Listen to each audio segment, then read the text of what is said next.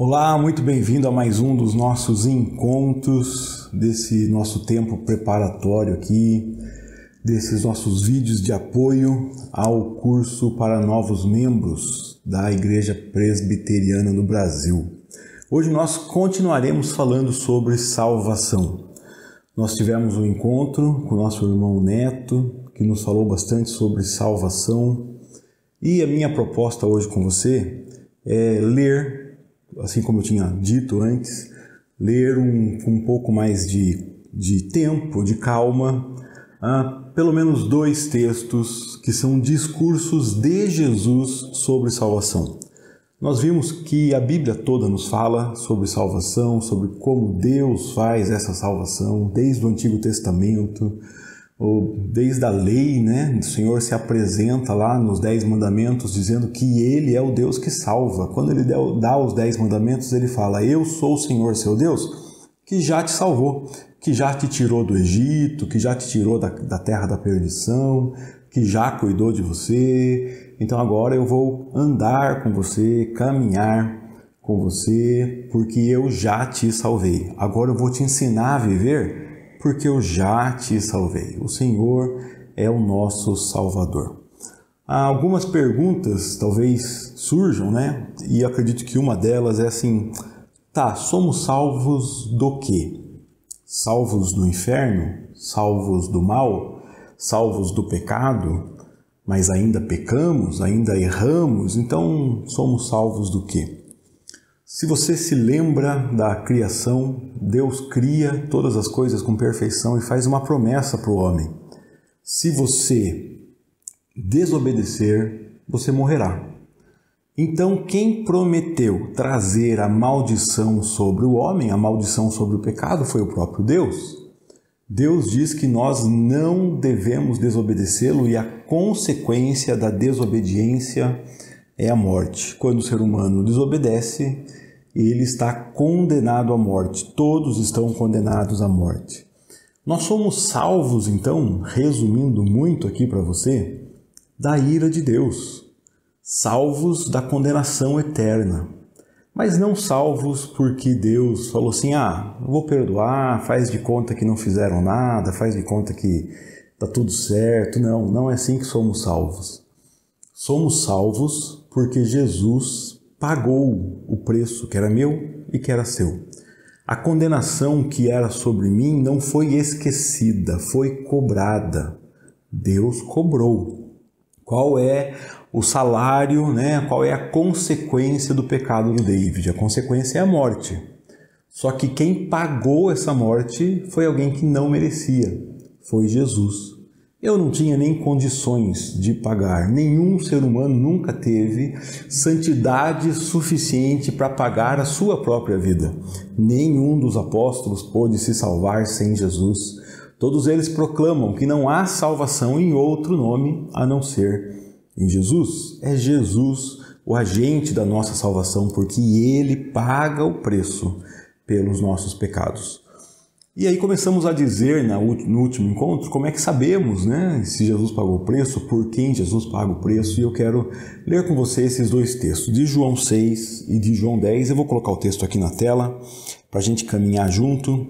Dá uma olhada aqui. Em João 6, né, nós temos a multiplicação de pães e peixes. Jesus conversa com seus discípulos, né, tem misericórdia da multidão e ele multiplica os pães e peixes para aquela multidão, manda os discípulos atravessar o mar, vai atrás deles, que eles estavam com medo, e anda por sobre as águas. A partir daqui do 22, vamos ler juntos. No dia seguinte, a multidão que ficara do outro lado do mar notou que ali não havia senão um pequeno barco e que Jesus não embarcara nele com seus discípulos, tendo estes partido sós. Entretanto, outros barquinhos chegaram de Tiberíades, perto do lugar onde comeram o pão, tendo o Senhor dado graças. Quando, pois, viu a multidão que Jesus não estava ali nem os seus discípulos, tomaram os barcos e partiram para Cafarnaum à sua procura. E tendo-o encontrado no outro lado do mar, lhe perguntaram: Mestre, quando chegaste aqui? Respondeu-lhes Jesus: em verdade vos digo, vós me procurais não porque vistes sinais, mas porque comestes dos pães e vos fartastes. Trabalhai não pela comida que perece, mas pela que subsiste para a vida eterna, a qual o Filho do Homem vos dará, porque Deus o Pai o confirmou com o seu selo. O povo vai atrás de Jesus e eles encontram Jesus do outro lado e dão aquela de João sem braço, né? De puxar a conversa. Faz tempo que o senhor chegou aqui. E Jesus vai direto ao ponto. Vocês não estão me procurando porque viram sinais, não. Vocês estão me procurando porque eu multipliquei pães e vocês querem mais pão. Então Jesus dá uma ordem para eles. Busquem a comida que vale a pena. A comida de verdade, não essa comida passageira. A que vale para a vida eterna. Eles então fazem uma pergunta para Jesus. Versículo 28. Dirigiram, pois, eles a ele perguntando: o que faremos para realizar as obras de Deus? Respondeu-lhes Jesus: a obra de Deus é esta, que creiais naquele que por ele foi enviado.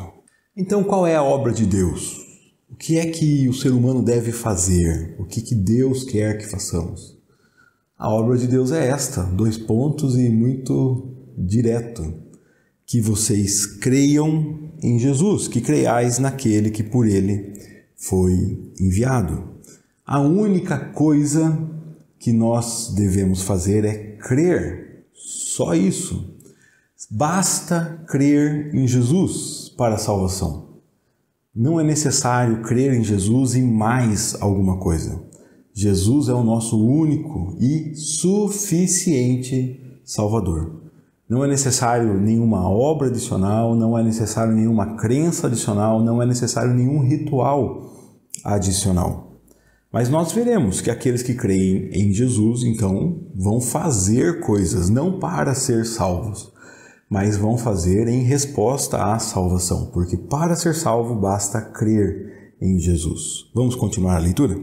Então lhe disseram eles: que sinal fazes para que o vejamos e creiamos em ti?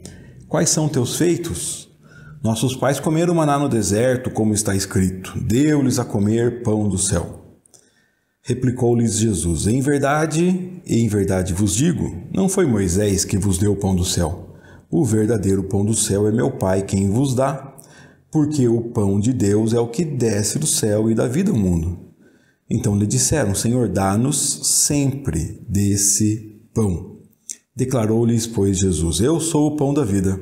O que vem a mim jamais terá fome, e o que crê em mim jamais terá sede. Porém eu já vos disse que, embora me tenhais visto, não credes.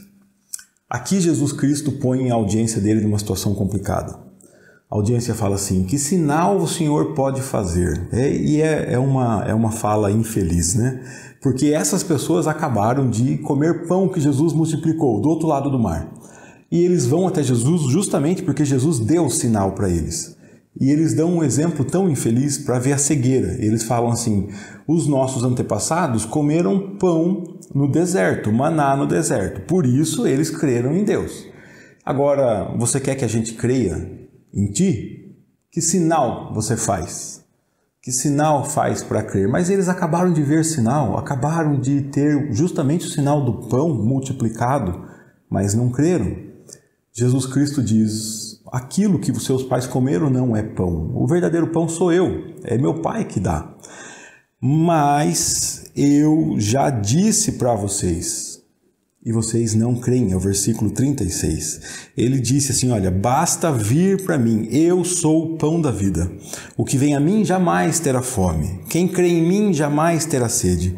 Porém eu já vos disse que, embora me tenhais visto, não credes. Jesus está falando com um povo que não crê. E para explicar por que aquele povo não crê, Jesus usa a explicação do que acontece comigo e com você que cremos. O que acontece? Por que eles não creem e nós cremos? Olha o que Jesus disse. Versículo 37, todo aquele que o Pai me dá, esse virá a mim. E o que vem a mim, de modo nenhum lançarei fora. Qual é a porcentagem daqueles que o Pai dá que vão achar Jesus? Olhe para o texto. Todo todo aquele que o Pai me dá virá a mim, todo, não tem dúvida, não tem uma chance de erro, nenhum ele deixa para trás. Todo aquele que o Pai me dá virá a mim, e o que vem a mim de modo nenhum lançarei fora. Sabe por quê? Porque eu desci do céu não para fazer a minha própria vontade, sim a vontade daquele que me enviou. E a vontade de quem me enviou é esta, que nenhum eu perca de todos que me deu. Jesus Cristo está dizendo que o Pai deu pessoas a Ele. E essas pessoas vão até Ele. Todo aquele que o Pai me dá vem a mim, e eu não lançarei fora nenhum de todos aqueles que o Pai me dá e vem a mim. Todo. A vontade de quem me enviou, a vontade do Pai é esta, que nenhum eu perca de todos que me deu. Pelo contrário, eu o ressuscitarei no último dia. Eu quero que você perceba como as expressões de Jesus são generalizadoras. Será que é assim que fala? Elas generalizam. As expressões de Jesus são todos, nenhum. Ele não trabalha com uma possibilidade. Todo aquele que o Pai me dá virá a mim. Ele trabalha com certeza. Eu não perderei nenhum, porque a vontade do Pai é esta, que nenhum eu perca de todos que me deu. E aqui eu quero que você entenda que salvar você é missão de Jesus. Jesus tem a missão de salvar todos aqueles que o Pai deu a Ele. Todo aquele que o Pai deu para Ele vai até Ele. E Ele não lança fora. A vontade do Pai é que Ele não perca nenhum de todos que o Pai deu. Se Jesus perder um dos que o Pai deu, Jesus falhou na missão. E Jesus não falha na sua missão, por isso Ele não perderá nenhum. De fato, a vontade de meu Pai é que todo homem que vir o Filho e nele crer tenha vida eterna, e eu o ressuscitarei no último dia. De fato, a vontade é que todo aquele que ver e crer tenha vida eterna. Só que Jesus está dizendo com pessoas que veem e não creem. E a explicação de Jesus: vocês não creem porque o Pai não deu vocês para mim. Os judeus murmuram a partir do 41 porque Jesus diz que é o pão que veio do céu, e eles falam: não, esse Jesus é filho de José, nós conhecemos. Agora ele está falando que veio do céu, e Jesus respondeu para eles: não murmurem entre vós, não. Ninguém pode vir a mim se o Pai que me enviou não o trouxer, e eu o ressuscitarei no último dia. Qual é o caminho para Jesus?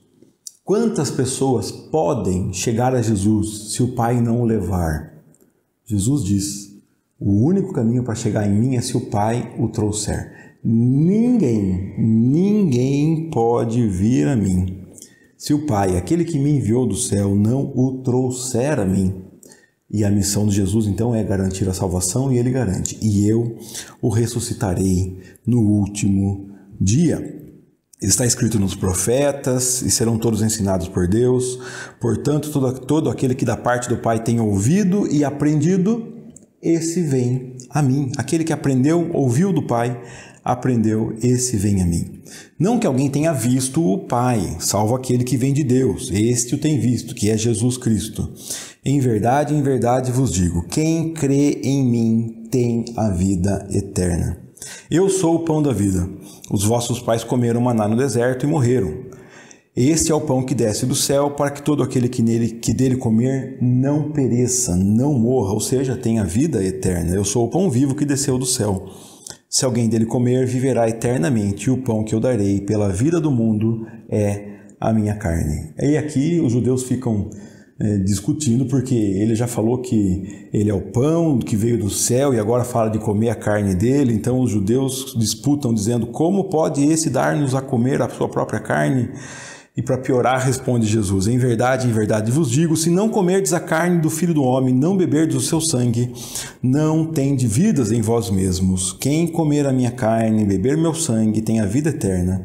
Eu o ressuscitarei no último dia, pois a minha carne é verdadeira comida e o meu sangue é verdadeira bebida. Quem comer a minha carne e beber o meu sangue permanece em mim e eu nele.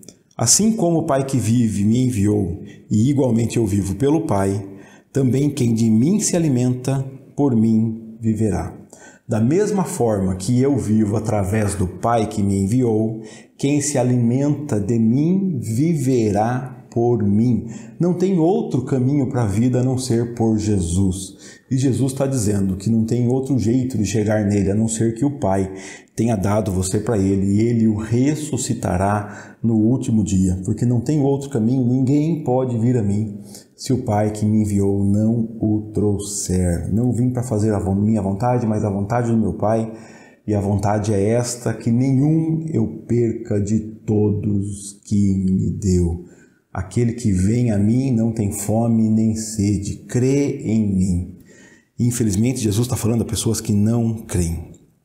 Este é o pão que desceu do céu, em nada semelhante àquele que vossos pais comeram e contudo morreram. Quem comer esse pão viverá eternamente. Essas coisas disse Jesus quando ensinava na sinagoga de Cafarnaum. Olha a consequência desse ensino.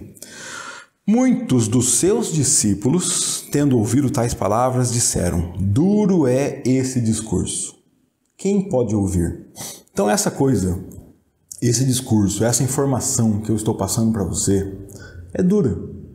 É duro porque Jesus está falando com pessoas que não creem nele e está dizendo: o único jeito de crer em mim é se o Pai o trouxer, senão você não consegue crer em mim. Não tem outro caminho. E quando eles falam assim, quem é que pode ouvir? Jesus percebe, então, sabendo, que eles murmuravam a respeito das palavras, Jesus fala para eles: isso vos escandaliza? Que será, pois, se virdes o Filho do Homem subir para o lugar onde primeiro estava? O Espírito é o que vivifica, a carne para nada se aproveita. As palavras que eu vos tenho dito são Espírito e são vida. Contudo, há descrentes entre vós, pessoas que não creem. Pois Jesus sabia, desde o princípio, quais eram os que não criam e quem o havia de trair, e prosseguiu: por causa disto é que vos tenho dito, ninguém poderá vir a mim, se pelo Pai não for concedido. É justamente por ser difícil de aceitar, justamente por vocês estarem murmurando que eu disse, que ou o Pai traz você para mim, ou você não suporta esse discurso, você não suporta essa informação, você não suporta essa verdade, porque você vai ficar procurando caminhos para chegar até Jesus através das suas ações e todas elas são insuficientes. Então, se você ouve a voz de Deus, agradeça, porque o Pai leva você para Jesus, porque o Pai te revela Jesus e o Pai te salva. Essa é uma ação de Deus. Ele entregou você para Jesus pagar o seu preço na cruz. Versículo 66 conta para nós que, à vista disso, muitos dos seus discípulos o abandonaram e já não andavam com ele. Então perguntou Jesus aos 12: porventura quereis também vós outros retirar-vos? Respondeu-lhe Simão Pedro: Senhor, para quem iremos? Tu tens as palavras da vida eterna, e nós temos crido e conhecido que tu és o Santo de Deus. Jesus, falando com os discípulos, fala assim: vocês querem ir embora também, junto com os outros? Os outros não conseguem crer, e já que não conseguem crer, não conseguem seguir Jesus. Nós vemos uma consequência imediatamente oposta aqui. Aqueles que creem não conseguem abandonar Jesus. É o que Pedro diz: para quem iremos? Só tu tens as palavras de vida eterna, e nós temos visto, e nós temos crido e conhecido que tu és o Santo de Deus. Meus queridos, se vocês ouvem a voz do Pai, se vocês sentem a presença de Jesus, se vocês são tocados pelo Espírito Santo, convencidos da situação de pecado, tudo isso acontece porque o Pai te escolheu, porque o Pai te entregou para Jesus. E você vai a Jesus. Jesus garante que se você chega até Ele, Ele não lança você fora de jeito nenhum. Todo aquele que o Pai me dá, esse virá a mim, de maneira nenhuma lançarei fora. O outro texto que eu quero ver com você, que traz para nós também essa segurança da salvação, da ação de Deus sobre as nossas vidas, é o texto do Evangelho de João também, um outro discurso que Jesus faz no capítulo 10. Vamos ver? Aqui em João 10, Jesus está usando a linguagem das ovelhas, do bom pastor. Em verdade vos digo que o que não entra pela porta do aprisco das ovelhas, mas sobe por outra parte, esse é ladrão e salteador. Aquele, porém, que entra pela porta, esse é o pastor das ovelhas. Para este o porteiro abre, as ovelhas ouvem a sua voz, ele chama pelo nome as suas próprias ovelhas e as conduz para fora. Depois de fazer sair todas as que lhe pertencem, vai adiante delas, elas o seguem, porque lhe reconhecem a voz, mas de modo nenhum seguirão o estranho, antes fugirão dele, porque não conhecem a voz dos estranhos. Jesus lhes propôs essa parábola, mas eles não compreenderam o sentido daquilo que lhes falava. Jesus Cristo fala aqui de uma situação de um aprisco, de um porteiro, e não é comum pensarmos nisso, né? Quando estudamos um pouco sobre o aprisco, entendemos que o aprisco é um centro, né, geralmente num vilarejo, onde os pastores que estão com os rebanhos viajando, levando os rebanhos para comer fora, quando eles chegam até o vilarejo, para eles irem para a casa deles, eles deixam o rebanho no aprisco. O aprisco, então, tem um porteiro, e o aprisco recebe ovelhas de todos os pastores do vilarejo. As ovelhas ficam lá, não separadas, mas juntas. No outro dia, o pastor acorda, vai até o aprisco, se ele vai sair com as suas ovelhas, ele chama todas as que lhe pertencem. Quando o pastor chama, apenas as ovelhas dele conhecem a voz do pastor e seguem. As outras ovelhas que não são dele ficam lá. É esse cenário que Jesus se refere, a essa cena de que ele é o pastor das ovelhas. Ele não vai pular o portão, não vai pular o muro, roubar as ovelhas, tentar se aproveitar delas. Não, ele chega no porteiro, fala para o porteiro, abre a porta, o porteiro abre e ele chama. E as ovelhas que são dele o seguem, porque conhecem a voz dele. Mas se você prestou atenção no versículo 4, Jesus diz que ele que faz sair todas as que lhe pertencem. Então a ação que garante que nenhuma ovelha fica para trás não é a ação da ovelha, é a ação do pastor. O pastor garante que nenhuma das suas ovelhas fica, ele faz sair todas as suas ovelhas. As suas ovelhas não seguem o estranho. As pessoas que ouvem não entendem o que Jesus fala. Jesus fala de novo, em verdade vos digo, eu sou a porta das ovelhas. Todos quantos vieram antes de mim são ladrões e salteadores, mas as ovelhas não lhe deram ouvido. Eu sou a porta, se alguém entrar por mim, será salvo. Entrará, sairá e achará pastagem. O ladrão, e aqui Jesus está falando daqueles falsos profetas que vieram antes dele, que queriam se aproveitar das ovelhas, esse ladrão vem somente para roubar, matar e destruir. Eu vim para que tenham vida e a tenham em abundância. Eu sou um bom pastor. O bom pastor dá a vida pelas ovelhas. O ladrão, o mercenário, que não é pastor, a quem não pertence as ovelhas, vê vir o lobo e abandona as ovelhas e foge. Então o lobo as arrebata e dispersa. O mercenário foge porque é mercenário e não tem cuidado das ovelhas. Eu sou o bom pastor, conheço as minhas ovelhas e elas me conhecem a mim. Olha no versículo 15, qual é o nível desse conhecimento? Eu conheço as minhas ovelhas e elas me conhecem a mim, assim como o Pai me conhece a mim e eu conheço o Pai. E dou a minha vida pelas ovelhas. Eu tenho um conhecimento total das minhas ovelhas e as minhas ovelhas têm um conhecimento total de mim. Me conhecem integralmente. Por isso, nós refrisamos aqui, falamos e reforçamos sempre a importância de conhecermos a Deus, de nos relacionarmos com Ele através da Bíblia, através da oração, porque Jesus Cristo conhece as suas ovelhas e as suas ovelhas o conhecem. Ele fala do futuro, né? Fala de nós, falando com os judeus, ainda tem outras ovelhas, não desse aprisco. A mim me convém conduzi-las, elas ouvirão a minha voz, eu e você ouvimos a voz dele. Então haverá um rebanho e um pastor. Por isso o Pai me ama, porque eu dou a minha vida para reassumir. Ninguém a tira de mim, pelo contrário, eu espontaneamente a dou. Tenho autoridade para entregar e também para reavê-la. Este mandato recebi de meu Pai. E por causa dessas palavras, os judeus discutem de novo e xingam Jesus, e muitos falam: ele tem demônio e enlouqueceu. Por que vocês ouvem ele, né? Por que o ouvis? Outros diziam: esse modo de falar não é de um endemoniado. Pode, porventura, um endemoniado abrir os olhos cegos? Então tem divisão entre os judeus. Acontece um novo cenário, celebra em Jerusalém a festa da dedicação, o inverno. Jesus passeava no templo, no pórtico de Salomão, então os judeus chegam e rodeiam Jesus e perguntam para ele: até quando nos deixarás a mente em suspenso? Se tu és o Cristo, dize-o francamente. Os judeus falam para ele assim: até quando você vai deixar a gente na dúvida? Você é o Cristo? Fala agora, fala francamente, fala abertamente.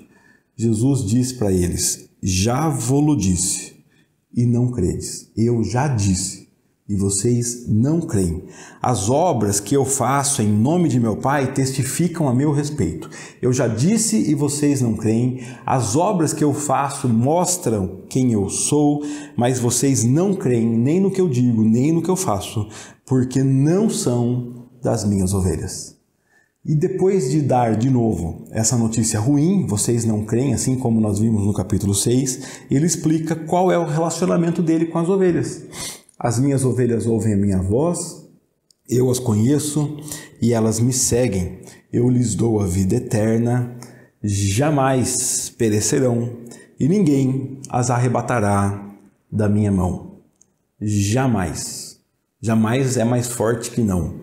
É um duplo não, não tem jeito. Jamais as minhas ovelhas morrerão, porque as minhas ovelhas ouvem a minha voz. Lembra que ele faz as ovelhas saírem, seguirem.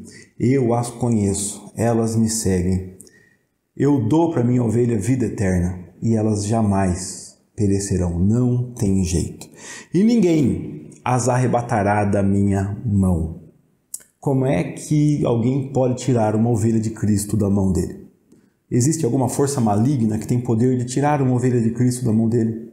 Existe algum demônio que tem poder de tirar uma ovelha de Cristo da mão dele? Algum poder infernal que tem poder de tirar uma ovelha de Cristo da mão dele? Ninguém as tirará, ninguém as arrebatará da minha mão. Aquilo que meu Pai me deu é maior do que tudo, e da mão do Pai ninguém pode arrebatar. Eu e o Pai somos um. Quem é que pode tirar uma ovelha da mão de Jesus?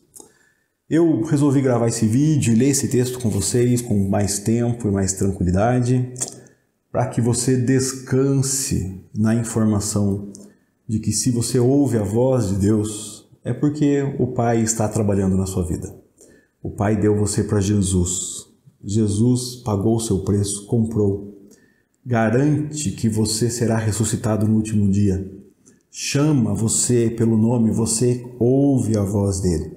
O Espírito Santo toca o seu coração, convence você da sua situação de pecado. Então, quando você aceita a Cristo, você só faz uma reação àquela ação salvadora de Deus sobre a sua vida. Você só é comunicado que Deus te escolheu, assim como vimos com o Neto, antes da fundação do mundo, para ser santo, irrepreensível, e amorosamente Deus te predestinou para ser a imagem do Filho dele. Deus traçou o seu destino, Deus te adota, te chama de filho, te chama de filha, porque ele te escolheu. Quais são as razões dele? Não sabemos, não temos como explicar. A Bíblia só nos diz que ele nos escolheu para mostrar que ele é bom. E ele nos escolheu, ele nos põe na mão. Ninguém pode nos tirar da mão dele. A missão dele é dar para nós vida eterna e nos ressuscitar no último dia. Entenda ou não, compreenda totalmente ou não, pelo menos aceite essa verdade de Jesus. Você é dele, ele garante a sua vida, a sua salvação, garante que você não morre, não perece, jamais, jamais perecerá. Garante que você está na mão dele, aconteça o que acontecer. Então descanse nessa certeza de que você está nas mãos de Jesus. Deus abençoe sua vida, o Senhor te abençoe e te guarde. Até então o nosso próximo encontro, a nossa próxima aula, se Deus quiser. Tendo dúvidas, ligue, mande mensagem, leia melhor e vamos continuar estudando aqui para compreender as doutrinas básicas da nossa fé.